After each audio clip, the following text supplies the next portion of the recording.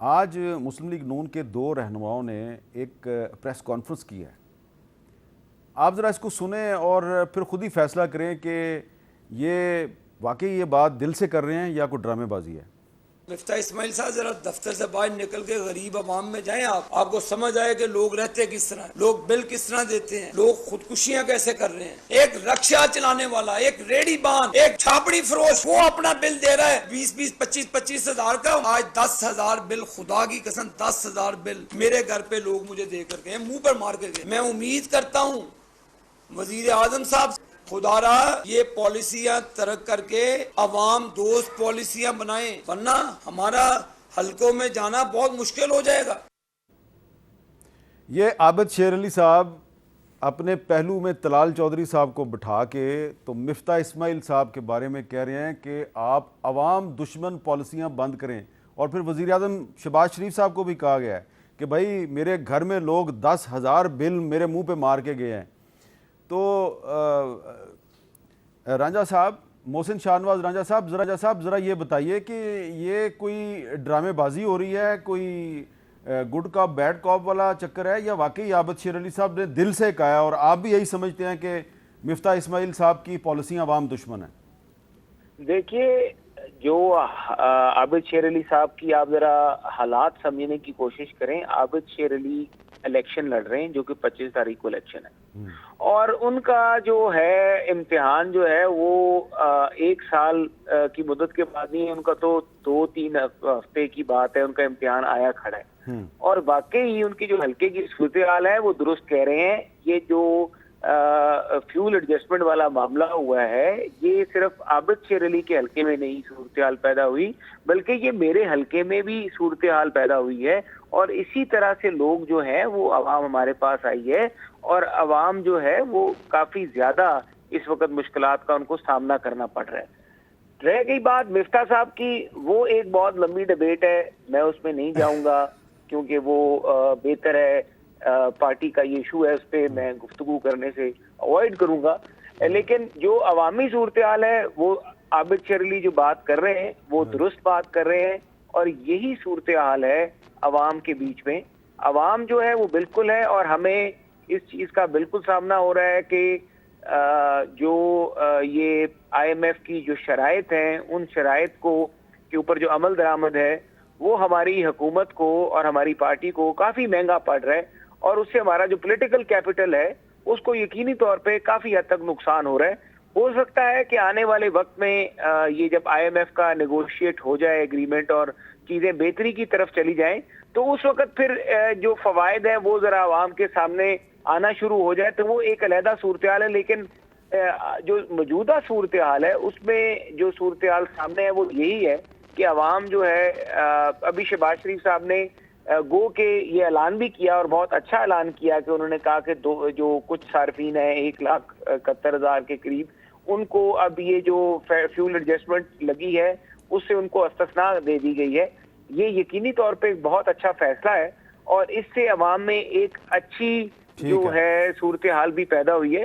तो लेकिन अभी तक बिल्स में उस तरीके से एडजस्टमेंट नहीं आए, ऑपरेशनल इश्यूज है, जिसकी वजह से अभी भी आबिद शेर अली साहब की जो कैफियत है मैं उससे एग्री करता हूँ। वो जिस जगह पे खड़े हैं, उनकी जगह कोई भी होता तो वो यही बात कर रहा होता, क्योंकि उनका इलेक्शन 25 तारीख को आया खड़ा है। वसीम सजाद साहब, ये सवाल ज़रा थोड़ा सा मुख्तलिफ है। एक तरफ शहबाज शरीफ साहब क्रेडिट लेते हैं कि हमारी हुकूमत ने पाकिस्तान को डिफ़ॉल्ट से बचा लिया है और हमने कुछ सख्त फैसले किए हैं और हमने पाकिस्तान को डिफ़ॉल्ट से बचा लिया है।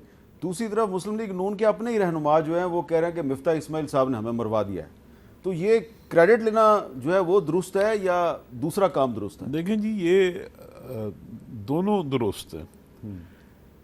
आबिद शेर अली साहब वो, और मेरा ख्याल इनके साथ दूसरे जिन्होंने इलेक्शन लड़ना है, वो उस नज़रिए से देख रहे हैं कि भी दिनों में एक बड़ी पॉपुलर पार्टी, उसका क्या हाल हो गया है, और उसकी वजह यही है कि महंगाई की वजह से, और जो बिजली की कीमतें बढ़ी हैं, जो गैस की कीमत बढ़ी है, जो हर पेट्रोल की कीमत बढ़ी है। अब आम आवाम को इससे दिलचस्पी नहीं होती कि क्यों बढ़ी है। वो तो ये देखते हैं कि जी अब हमारे लिए गुजारा करना मुश्किल हो गया है। जो शख्स इस वक्त 25-30 हज़ार तनख्वाह ले रहा है, उसके लिए घर चलाना, बच्चों की फ़ीस देना, मकान का किराया देना, नामुमकिन सा हो गया। तो लिहाजा आबिद शेर अली साहब इस नज़रिए से देख रहे हैं कि हमने जब इलेक्शन में जाना है तो फिर ये हम कैसे वोट मांगेंगे जब इतनी हमने एक माहौल पैदा कर दी है, जबकि लोग महसूस कर रहे हैं कि हम उनकी दुश्मनी कर रहे हैं। दूसरी तरफ है मिफ्ता इस्माइल साहब, उन्होंने ये देखना है कि जी मुल्क की मईशत को अगर मैंने सही तरीके पे न चलाया तो फिर मुल्क को डिफ़ॉल्ट का ख़तरा है, और डिफ़ॉल्ट होगा तो उसके जो नताइज हैं वो तबाह कुन नताइज होते हैं, उससे जो हर चीज़ मुल्क की तबाह हो जाती है।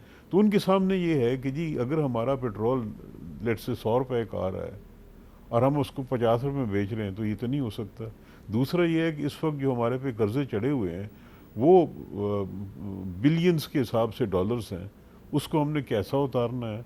अभी तक तो यही हो रहा है कि हर साल कर्जा बढ़ रहा है और हम एक कर्जा लेके पिछले कर्जे को उतारते हैं। तो लिहाजा जो हकीकत है, रियलिटी है, ग्राउंड रियलिटी है, वो तो ये है कि हमने सख्त फैसले हमें करने होंगे और हमें कोई ऐसा तरीका कार इस्तेमाल करना होगा कि कोई हमारे कर्जे जो हैं कम से कम हर साल अगर 5% भी कम होते जाएं तो शायद हमारे लिए जो मुस्तकबिल है कोई बेहतर हो जाए। लेकिन अगर यही हालात रहे तो ये जो मुसीबत आज हमें नज़र आ रही और टल गई है वो फिर अगले साल पे यही हालात होंगे। गौर साहब, आपको ये नहीं लगता कि इमरान खान साहब की जो पॉपुलैरिटी है, जिसके बारे में उनका ख्याल है कि बहुत बढ़ गई है, वो बाय डिफ़ॉल्ट है, उसका क्रेडिट उनको नहीं जाता, क्योंकि उन्होंने तो ऐसा कोई कारनामा नहीं किया अपनी हुकूमत के दौर में। क्रेडिट जाता है मिफ्ता इस्माइल को, वो है आपका असल हीरो। सर एक्चुअली खान साहब को तो बड़ा सारा क्रेडिट जाता है जो उन्होंने काम किया है, लेकिन ये हुकूमत जो कर रही है, इम्पोर्टेड हुकूमत जो कर रही है, उसका एक सिंपल सा जवाब है। अब इनको अपने नाअहली का और जो भी इनकी इनएफिशिएंसी है, और इनसे काम तो हो बन नहीं पा रहा, इकानमी ज़्यादा ख़राब हो गई, डॉलर कहाँ पे चला गया। अब इनको कोई और बंदा नहीं मिल रहा था, तो कमज़ोर आदमी को समझ के कि उसकी कोई कंस्टिट्यूंसी नहीं है, सारा कुछ मलबा डाल दीजिएगा मिफ्ता इस्माइल पे। क्या ये फर्स्ट टाइम है जो 4 महीने बाद आज आपके ख्याल में मिफ्ता इस्माइल कमज़ोर आदमी? सर मैं ये कह रहा हूँ कि नहीं, उसकी अपनी कंस्टिट्यूंसी, वो इतना पॉलिटिकल बैकग्राउंड रखने वाला आदमी नहीं है, तो इन्होंने सारा उस पर डाल दिया। पहले भी क्या इससे पहले पेट्रोल प्राइसेस पे मरीम नवाज़ और शहबाज शरीफ आमने सामने नहीं हुए?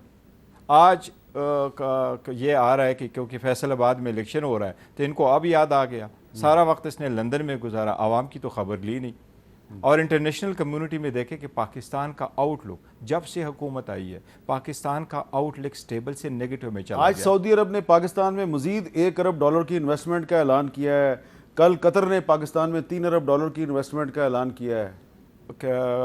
हामिद मीर साहब, वो एक इन्वेस्टमेंट पोर्टफोलियो होता है, वो जब आएगा तो बड़ा अरसा लगेगा। एज ऑफ टुडे जो इमीडिएट स्टेप लेने वाले हैं वो एक हुकूमत नहीं कर सकी। आज तक 4 महीनों में हुकूमत डॉलर को स्टेबल नहीं कर सकी, आवाम को रिलीफ नहीं दे सकी, पेट्रोल की प्राइस उसको कंट्रोल नहीं कर सकी, और आज याद आ रहा है इसको फैसलाबाद के इलेक्शन की वजह से।